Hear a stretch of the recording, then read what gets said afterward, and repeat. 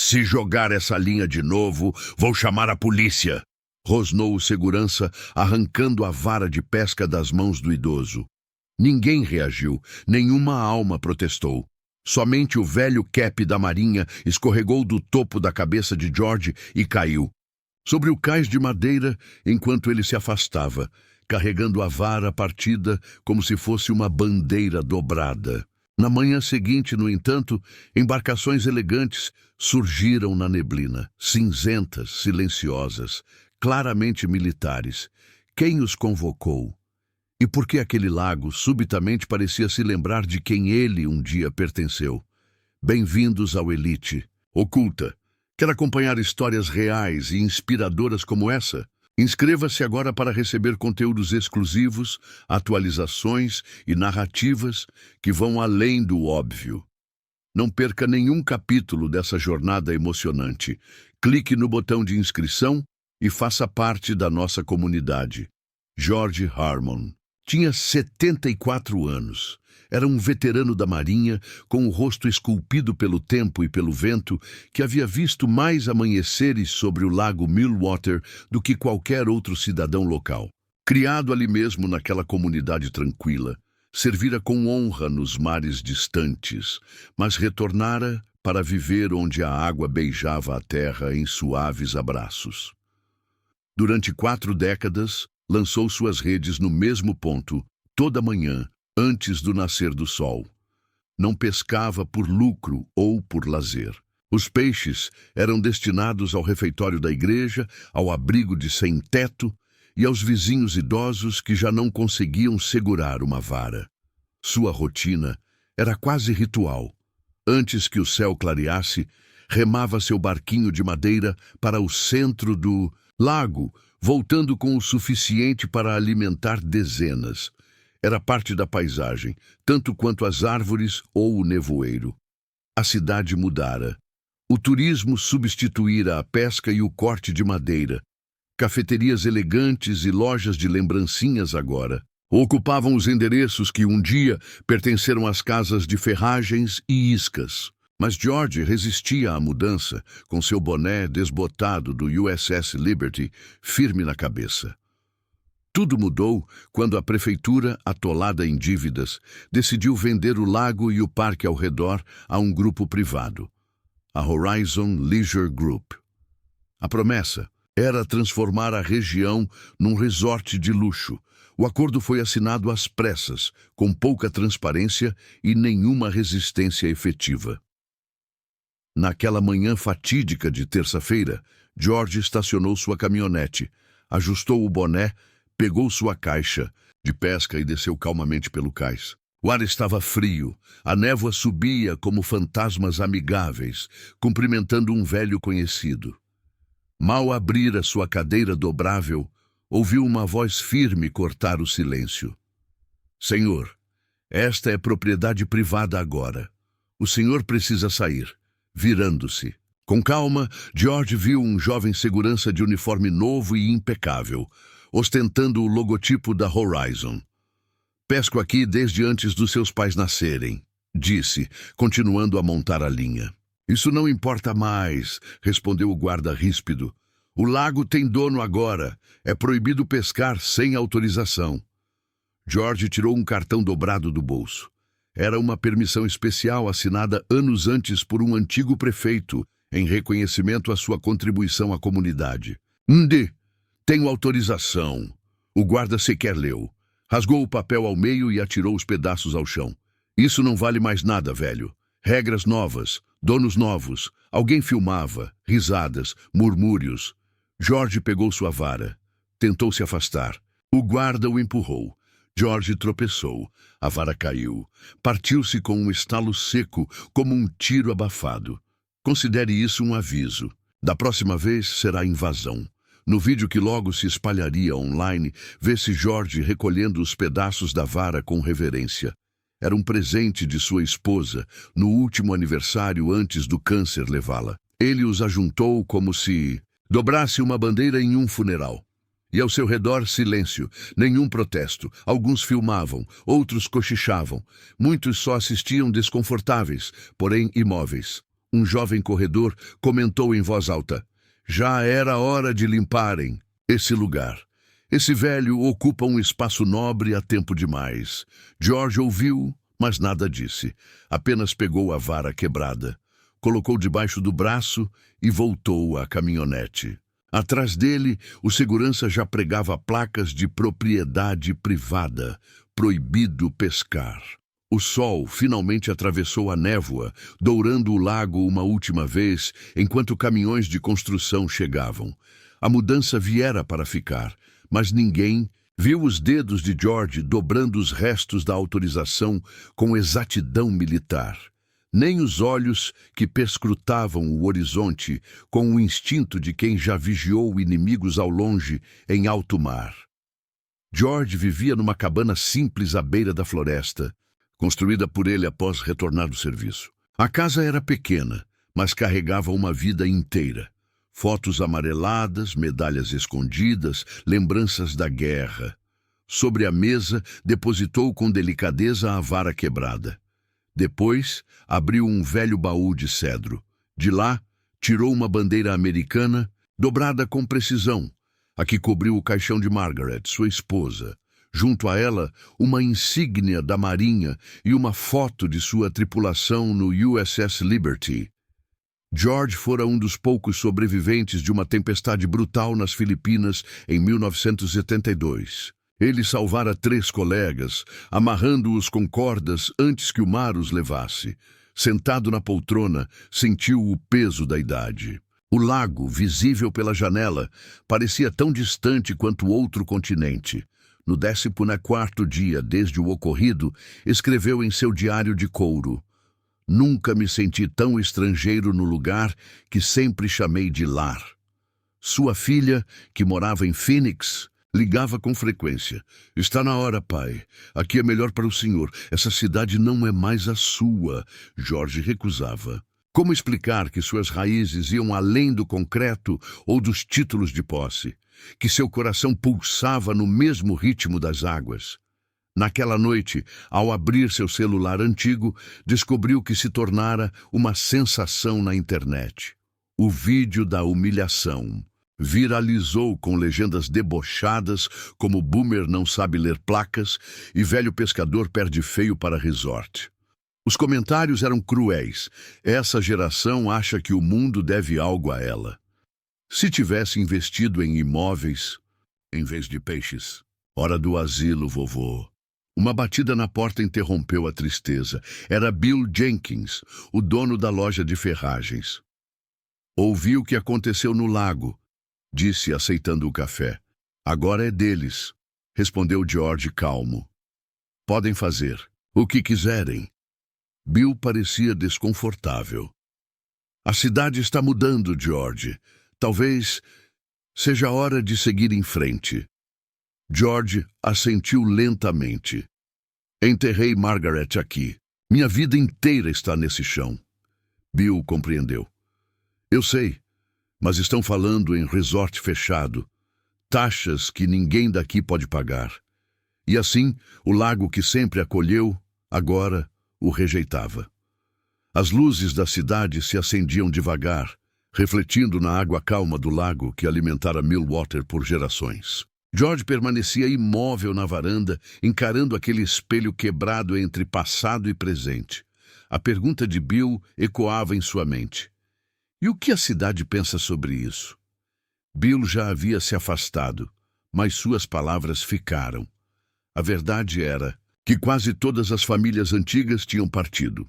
Em seus lugares, os recém-chegados celebravam o crescimento acelerado, chamando de progresso aquilo que para George era perda. Sozinho, observou as luzes de segurança recém-instaladas na orla, artificiais, agressivas, fora de lugar. Pensou nas crianças que ensinou a pescar nas manhãs de verão, nas viúvas que alimentou, nas palavras de 3 prefeitos que um dia o haviam cumprimentado com gratidão. Tudo isso agora valia menos que uma assinatura. O lago deixara de ser alma para se tornar investimento. Seu celular vibrou novamente. Era sua filha, ligando do Arizona. Recebi o vídeo, pai. Sua voz carregava uma urgência preocupada. É por isso que imploro para você vir morar perto de nós. Foi só um mal-entendido, respondeu George, tentando poupá-la de sua dor. Não foi, e o senhor sabe disso. Aquela cidade não te merece mais. Talvez ela estivesse certa. Mas como abandonar o lugar onde os Harman fincaram raízes? Seu avô fundou o mercado de peixe, seu pai lhe ensinou a lançar a primeira linha. Como arrancar uma árvore centenária de seu próprio chão? Vou pensar, disse, mas ambos sabiam que ele não partiria. George nunca pediu nada, nunca exigiu reconhecimento. Tudo o que queria era lançar sua linha, onde a história de sua vida havia começado. Se você já foi forçado a deixar o lugar que chamava de lar, entenderia o que ele sentia. Na manhã seguinte, o céu estava limpo, quase translúcido. O tipo de luz que fotógrafos esperam por toda uma vida. George acordou cedo, como sempre, mas não preparou sua vara de pescar. Sentou-se com um café preto na varanda, sentindo um vazio inquietante. Às 7 em ponto, um som rompeu a calmaria. Motores marítimos, fortes, determinados. Não eram barcos de passeio. Tinham outro propósito. Ele se levantou, caminhou até a praia. E então viu 8 embarcações infláveis de casco rígido surgiam, alinhadas, ostentando bandeiras americanas. Em cada uma, marinheiros uniformizados. Não de maneira comum, mas com seus trajes formais de gala. O tipo de presença que exigia respeito. Rapidamente a cidade parou. Moradores, comerciantes, até os operários da construção silenciaram. O segurança que no dia anterior havia rasgado a licença de George permaneceu parado, rádio à boca, sem saber como agir diante de uma pequena frota naval. O primeiro barco atracou. Dele desceu um homem alto, cabelos grisalhos e postura inconfundível. Coronel Samuel Everett. Ele caminhou até encontrar George e, com um único comando, fez todos os marinheiros se posicionarem. Atenção! Então, virou-se para a multidão e falou com uma voz que ecoou por sobre as águas. Sou o Coronel Samuel Everett, aposentado da Marinha. Em 1972, durante a tempestade que afundou o USS Liberty, o suboficial George Harman salvou 12 membros da minha unidade. Um murmúrio percorreu o público. Olhos voltavam-se para George, o velho pescador agora sob nova luz. Depois de sua dispensa honrosa, ele nunca parou de servir. Resgatou moradores na enchente de 89, purificou água na seca de 95 e há 40 anos fornece dados diários para a EPA. Do segundo barco, um homem mais jovem se apresentou. Sou o tenente-comandante James Wilson. Meu pai sobreviveu à evacuação de Saigon porque George Harman o carregou nas costas sob fogo cruzado. Quando não tivemos como pagar minha faculdade, ele fundou um fundo de bolsas para filhos de veteranos. Mais murmúrios, alguns olhos marejados. O gerente da Horizon Leisure Group tentou intervir, prancheta em mãos. Este é um espaço privado. Vocês não podem. Na verdade, podemos, disse uma mulher saindo do terceiro barco. Sou Amanda Richards, do Departamento do Interior. Ela ergueu um documento. Este lago está protegido por lei federal. A venda foi aprovada ilegalmente, sem análise histórica. O projeto está suspenso. Um marinheiro aproximou-se do segurança e entregou-lhe um papel. Este é o acordo de 1983, que garante a George Harman direitos vitalícios de pesca, reconhecidos pelo governo federal. Os celulares continuavam gravando, mas o tom havia mudado, de chacota para reverência. A hashtag #NowGeorgeHarmanDay já era tendência. Na areia, veteranos ergueram uma placa em homenagem ao USS Liberty e ao serviço de George. Formaram uma guarda de honra, abrindo um caminho até o ponto de pesca dele. O coronel Everett se aproximou e estendeu a mão. 4 gerações estão aqui hoje, porque não esquecemos o que é honra. George apertou sua mão. Sua voz falhou ao tentar responder. Você não precisava vir aqui, Sam. Precisávamos sim. Ninguém pode apagar o que você fez, nem por nós, nem por essa cidade. Enquanto mais moradores se juntavam à multidão, membros da Câmara apareciam com rostos pálidos e inquietos. Até o prefeito chegou, ajeitando a gravata e subindo no pódio improvisado, sob o peso do olhar dos veteranos, da imprensa e do próprio povo que, enfim, se lembrava de quem construiu Millwater. Foi com um tom firme e solenidade inesperada que o prefeito Thompson subiu ao pódio naquela manhã clara. Anunciou, entre aplausos contidos e olhares curiosos, que o contrato da LaSalle passaria por uma revisão imediata.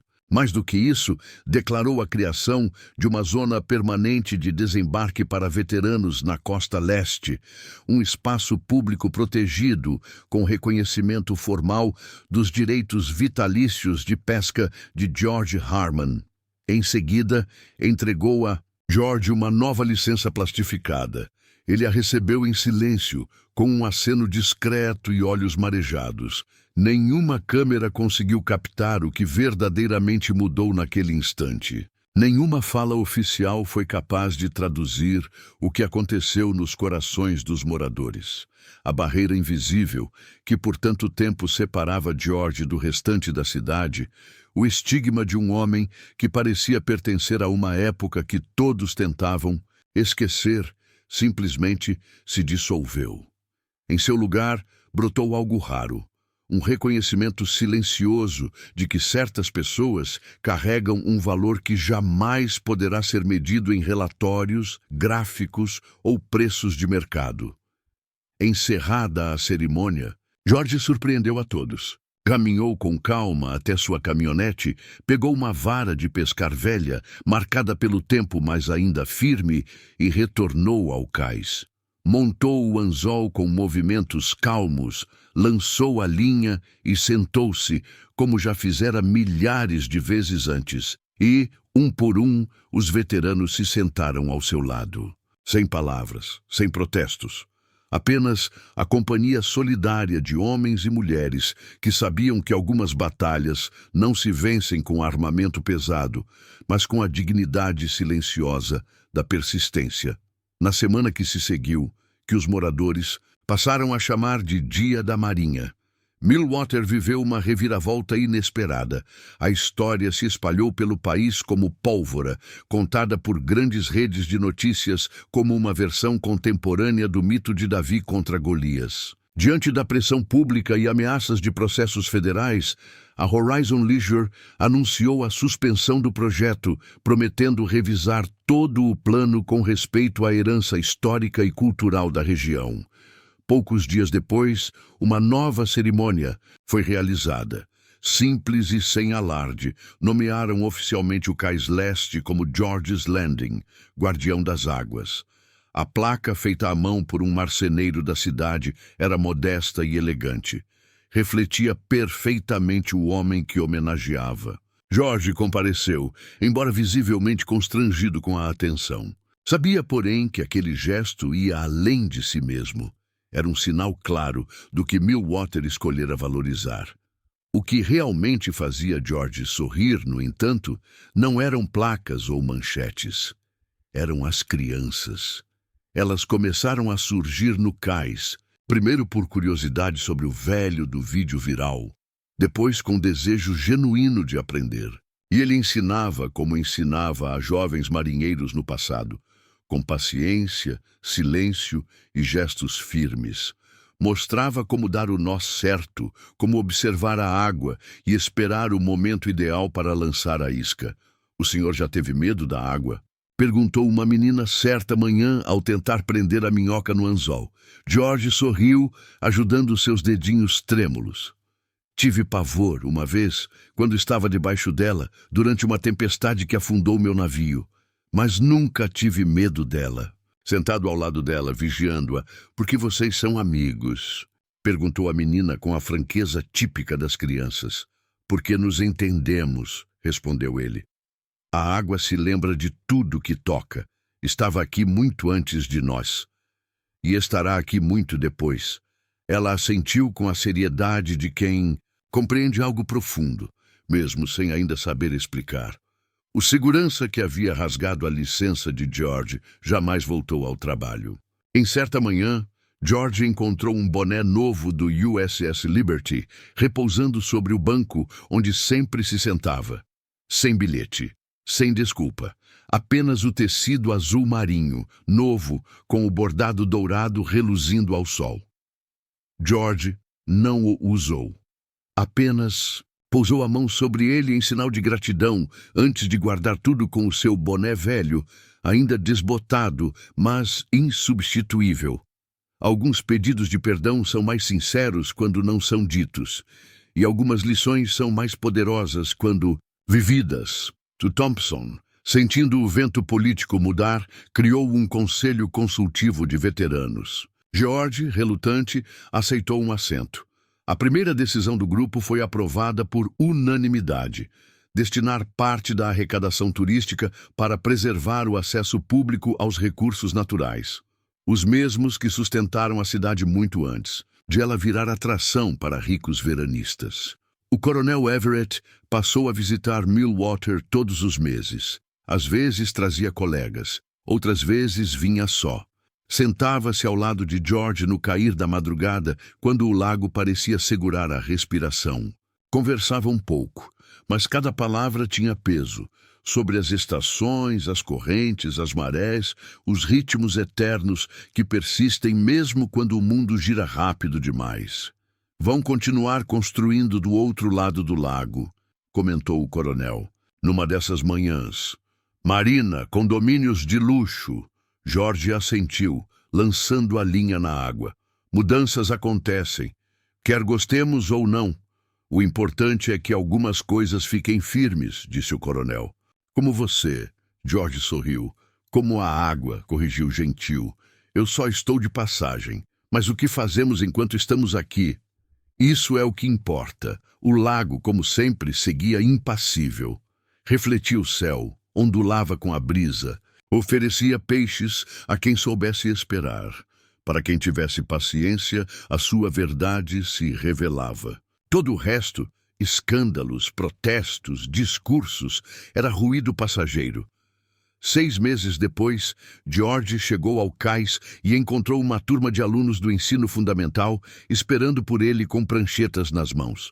O professor explicou que estavam estudando o ecossistema do lago e esperavam que ele dividisse o que sabia. O que se seguiu foi uma verdadeira aula viva de ciência.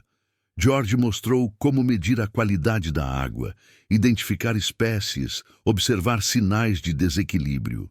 As crianças anotavam tudo, fascinadas com um conhecimento que não estava em livro nenhum.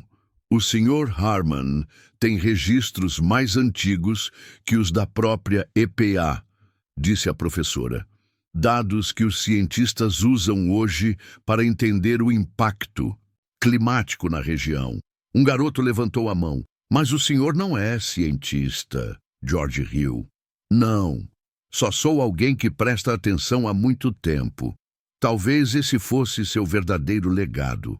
Não as medalhas guardadas no baú, nem a placa com seu nome, mas a sabedoria paciente de quem observa todos os dias por décadas e percebe as mudanças que só o tempo revela. Em um mundo movido a dados e algoritmos, George lembrava a todos que o mais poderoso instrumento de medição ainda é o olho atento e o coração presente. A construção na costa oeste foi concluída, mas num tamanho muito menor que o planejado. Do seu banco no cais, George podia ver as fachadas de vidro refletindo as mesmas águas que ele conhecia desde menino. Não sentia rancor dos novos vizinhos. Afinal, também haviam sido atraídos pela serenidade do lago. Talvez, com sorte, aprendessem o que ele aprendeu há muito tempo.